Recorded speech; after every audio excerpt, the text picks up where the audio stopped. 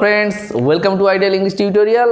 আমি আগেই প্রেজেন্ট টেন্সের তিনটি ভাগ নিয়ে আলোচনা করে ফেলেছি। প্রেজেন্ট ইনফিনাইট, প্রেজেন্ট কন্টিনিউয়াস এবং প্রেজেন্ট পারফেক্ট টেন্স নিয়ে আলোচনা হয়ে গেছে। আজ প্রেজেন্ট পারফেক্ট কন্টিনিউয়াস টেন্স নিয়ে আলোচনা করব। দেখো,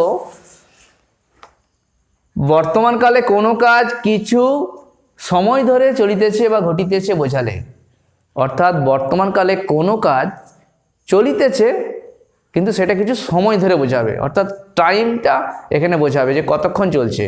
তখন কি হবে? ভার্বের প্রেজেন্ট পারফেক্ট কন্টিনিউয়াস টেন্স হবে। নিয়ম দেখো কি হবে, এখানে কর্তার পর অর্থাৎ সাবজেক্টের পর অক্সিলিয়ারি ভার্ব হ্যাভ বিন অথবা হ্যাজ বিন বসবে এবং মেন ভার্বের শেষে আইএনজি যোগ হয়। আমি আগেই তোমাদের অন্য ভিডিওতে আলোচনা করেছি যে কন্টিনিউয়াস টেন্স হলেই কিন্তু মেন ভার্বের শেষে আইএনজি যোগ হবে। দেখো, এখানে হ্যাভ বিন হ্যাজ বিন বসবে এবং মেন ভার্বের শেষে আইএনজি যোগ হবে। আমি কয়েকটি উদাহরণে আসছি। দেখো, এখানে দুটি উদাহরণ আছে। আমি 1 ঘন্টা ধরে বই পড়িতেছি। সাবজেক্ট আমি সে আগের মতোই এখানে সূত্র ব্যবহার করব। সামু, আই, সাবজেক্ট, অক্সিলারি ভার্ব কি আছে এখানে? দেখো, হ্যাভ বিন বা হ্যাজ বিন। তাহলে আই হলে কি হয়? হ্যাভ বিন হয়।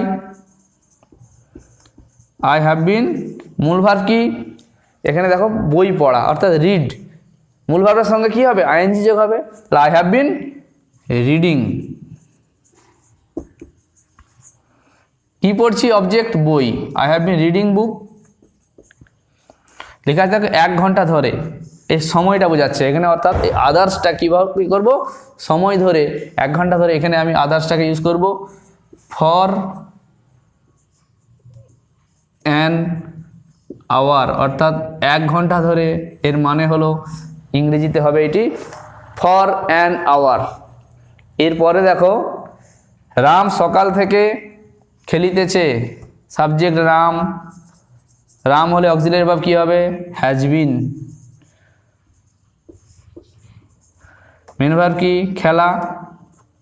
প্লে থেকে হয়ে যাবে প্লেয়িং, আইএনজি যোগ হলো play, playing. Ram has been playing. Object কি? কি খেলছে? এখানে কোনো কিছু অবজেক্ট দেওয়া নেই, ধরলাম এখানে কিছু দেওয়া নেই, তাহলে এটা ফাঁকা থাকলো। রাম হ্যাজ বিন প্লেয়িং কখন থেকে? সকাল থেকে। Since morning.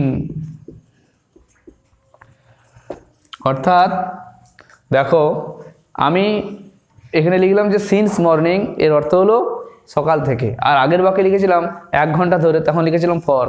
আমাদের জানতে হবে যে ফর এবং সিন্সের ব্যবহারের পার্থক্যটা কি। ফর ব্যবহার করি কখন? যখন আমাদের টাইমটা বলে দেওয়া হয় যে কতক্ষণ, 2 ঘন্টা, 3 ঘন্টা, 4 ঘন্টা এভাবে, তখন ফর ব্যবহার হয়। আর সিন্স কখন ব্যবহার হয়? কখন থেকে শুরু হয়েছিল সেটা বোঝালে, অর্থাৎ সকাল থেকে, গতকাল থেকে, অর্থাৎ কখন থেকে শুরু হয়েছিল সেটা বোঝালে সিন্স ব্যবহার করা হয়। তো আশা করি বন্ধুরা বুঝতে পেরেছো। সহজ সূত্র সামু, SAMOO, এই সূত্র দিয়ে আমরা প্রেজেন্ট পারফেক্ট কন্টিনিউয়াস টেন্স সহজেই মনে রাখতে পারবো। আশা করি তোমরা বুঝেছো। অবশ্যই লাইক, শেয়ার ও কমেন্ট করবে আমার ভিডিওতে এবং সাবস্ক্রাইব করবে আমার চ্যানেল পরবর্তীকালে পাস্ট টেন্স শেখার জন্য। আজকের মতো বাই বাই বন্ধুরা। Love English, English will love you.